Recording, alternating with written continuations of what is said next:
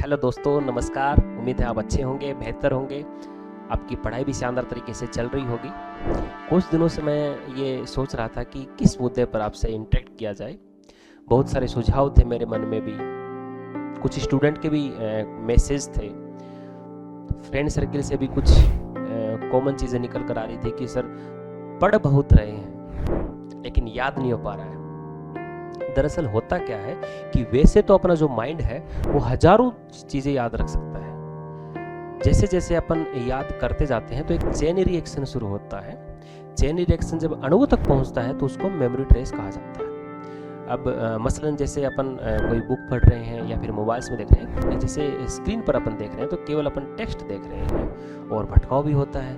Reels की तरफ भी चले जाते हैं तो थोड़े दिन तो रील्स ही देखेंगे। लेकिन जब अपन बुक्स में पढ़ते हैं तो माइंड टेक्स्ट के साथ साथ में कागज़ को भी कैप्चर करता जाता है। मसलन कौन सी इन्फॉर्मेशन कहाँ लिखी हुई है, कौन पेज के दाहिने पे है, नीचे है, ऊपर है। तो इसके साथ साथ में अगर अपन कोई भी फ्लो चार्ट बना रहे हैं, नोट्स बना रहे हैं तो बहुत सारे मेमोरी ट्रेस बनते जाते हैं और वो चीज़ें याद होती जाती हैं। मसलन जितनी सबसे ज़्यादा चीज़ें ज़्यादा याद तब रहेंगी जब बहुत सारे मेमोरी ट्रेस एक साथ बनेंगे। मेमोरी ट्रेस कब बनेंगे? जब हम उस चीज़ों को शांत तरीके से पढ़ेंगे, उसके ऊपर पूरी कंसंट्रेट होकर पढ़ेंगे। तो लेकिन कुछ लोग ये बोलते हैं कि सर लाइब्रेरी में पढ़ाई करनी चाहिए या नहीं करनी चाहिए। तो मैं इस मुद्दे पर तो नहीं आऊँगा कि देखो सबका अलग अलग है, लेकिन मैं ये मानता हूँ कि माइंड जहाँ पर माइंड को ये लगे कि यहाँ पूरे शांति है, भटकाव नहीं है। लाइब्रेरी में जैसे लाइब्रेरी में भटकाव हो सकता है। जैसे फॉर एग्जांपल अपने माइंड को लगेगा कि बहुत सारी किताबों को देखकर अरे यार उसके पास तो वो किताब है, मेरे पास तो नहीं है। तो जैसे ही एक चेन रिएक्शन में या न्यूरॉन्स में थोड़ा सा इंटरेक्ट कहीं चीज़ें होती हैं तो वहाँ पर भी समस्या पैदा होती है और इतने ज़्यादा अच्छे तरीके से याद नहीं रख पाता है। इसलिए मैं कहता हूँ बार बार दोस्तों कि पढ़ते समय आप स्क्रीन टाइम से थोड़ा सा दूर रहने का प्रयास करो। स्क्रीन से जितना दूर रहेंगे आप उतना बेहतर चीज़ें आपके लिए होती जाएंगी। एक और सबसे बेस्ट तरीका मैं आपको बताता हूँ याद करने का कि जैसे अपन ने कोई भी एक चैप्टर पढ़ लिया, उसके बाद में पूरा चैप्टर को रीड करने के बाद में उसके अपने कोई भी एमसीक्यूज है, पीवाईक्यूज है या खुद से क्वेश्चन बना लिए या फिर जो एग्ज़ाम्स में जितने भी और भी किसी भी तरीके के तमाम तरीके के जो एग्ज़ाम्स हैं उसमें कोई क्वेश्चन आए हैं उसमें क्या करो कि उनको क्वेश्चन को निकालने का प्रयास करो। कोई भी क्वेश्चन उसको निकालो और फिर उन क्वेश्चनों को आंसर ढूंढने का प्रयास करो। तो उससे होगा क्या कि कुछ क्वेश्चंस का आंसर याद आएगा, कुछ का याद नहीं आएगा। अब उसको याद नहीं आएगा तो आपको उस पूरे चैप्टर को फिर से पढ़ना है। जैसे आपको कोई भी क्वेश्चन मिला कि मानव शरीर में कितने प्रकार की लार ग्रंथियां पाई जाती हैं। ठीक है, तो लार ग्रंथियों का जैसे ही पूरा चैप्टर अपने साइंस की किसी बुक्स में, किसी गाइड्स में गए, उस गाइड्स में जाने के बाद में आपने उसका आंसर ढूंढने का प्रयास किया कि आंसर क्या है। तो इससे पूरा चैप्टर को रीड किया आपने, जो भी आपके मन में क्वेश्चन थे उनका सबका आंसर ढूंढने का प्रयास किया। इस तरीके से आप जैसे ये क्वेश्चन बेस्ड स्टडी का तरीका आप अपनाओगे तो बेहतर तरीके से याद हो पाएगा। आपका माइंड उस चीज़ को कैप्चर करने का प्रयास करेगा कि आपने जो पढ़ा है वो कहाँ पर पढ़ा है। एक माइंड में छाप बनेगी। कहते हैं ना कि एग्जाम में जाके सर हमारी छाप नहीं बन पाती है। इस तरीके से आप पढ़ के देखना, आपके माइंड में न केवल छाप रहेगी बल्कि आपको ये भी पता रहेगा कि पेज के किस कोने पर कौन सी जगह पे वो क्वेश्चन लिखा हुआ है और उसका आंसर ये। कंफ्यूजन भी दूर होगा आपका। तो दूसरी चीज़ ये है कि कुछ स्टूडेंट बोलते हैं कि सर जैसे कुछ मेरे पास सामने आते कि मैं बादाम खाना शुरू कर दूं क्या, मैं अखरोट खाना शुरू कर दूं क्या।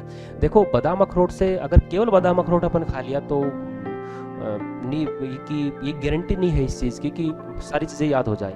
हाँ, फर्क पड़ता है, बहुत ज़्यादा फर्क पड़ता है कि अपने माइंड को भी कुछ मिनरल्स चाहिए, कुछ विटामिन चाहिए। जिस प्रकार से अपने को चलने के लिए एनर्जी चाहिए और वो कार्बोहाइड्रेट से मिलती है, उसी प्रकार से इस माइंड के लिए भी विटामिन और मिनरल्स की ज़रूरत होती है। तो हाँ, कुछ फ़र्क पड़ता है। जैसे ग्रीन वेजिटेबल हो गई या फिर कुछ प्रोटीन्स हो गए, है ना, ओमेगा 3 हो गया, वो माइंड को अच्छे से एनर्जी देने के लिए पूरी तरीके से जिम्मेदार है। ओमेगा 3 अखरोट में अच्छे तरीके से पाया जाता है, बादाम में मिलता है, सरसों के तेल में भी मिलता है। तो ये चीज़ें तो बिल्कुल आपकी सहायता करेंगी, लेकिन सबसे जो इम्पोर्टेंट चीज़ है, क्योंकि इस भागदौड़ की ज़िंदगी में, तनाव भरी ज़िंदगी, स्ट्रेस है हर जगह पे, टेंशन है, एक तो ये है कि आप भरपूर नींद लो।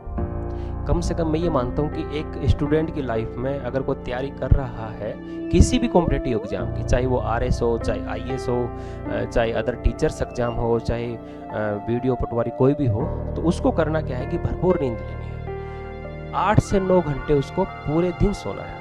8 से 9 घंटे सो के पूरा मौज मस्ती के साथ में आराम से 10 बजे मान लो कि सो गए, सुबह 6-7 बजे उठ के आराम से तसल्ली से, माइंड में बिल्कुल प्रेशर नहीं लेना है कि मुझे याद करना है या नहीं करना। आराम से उठिए, फिर पूरे दिन आप स्टडी कीजिए। हाँ, अगर थोड़ा सा आपको दिन में नींद आए तो थोड़ी सी झपकी ले लीजिए। झपकी ऐसा नहीं कि आप एक बार सो गए तो 3 घंटे बाद उठ रहे हैं कुंभकर्ण की तरह तो वो नहीं करना है अपने को।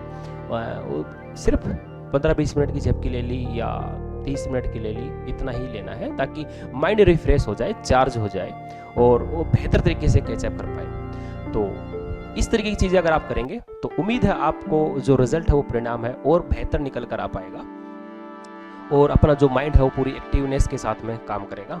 और होना भी यही चाहिए, क्योंकि गवर्नमेंट जॉब है, जो कॉम्पिटिटिव एग्जाम है, वो छोटी चीज़ नहीं है। स्ट्रेस भरी ज़िंदगी है और स्ट्रेस भरा माहौल है चारों तरफ। हर तरफ ये है कि वो जैसे अपनी दोस्ती मान लो कि कोई सिलेक्शन हो गया तो अपने प्रेशर आ गया, 2-3 दिन तो प्रेशर है, प्रेशर में पूरे दिन पड़े, सोए नहीं, और फिर 3 दिन बाद में पता चला कि 3 दिन बाद में वो उठ ही नहीं रहे, सुबह शाम सो ही रहे। ऐसा भी नहीं होना चाहिए, कंटिन्यूटी भी होनी चाहिए।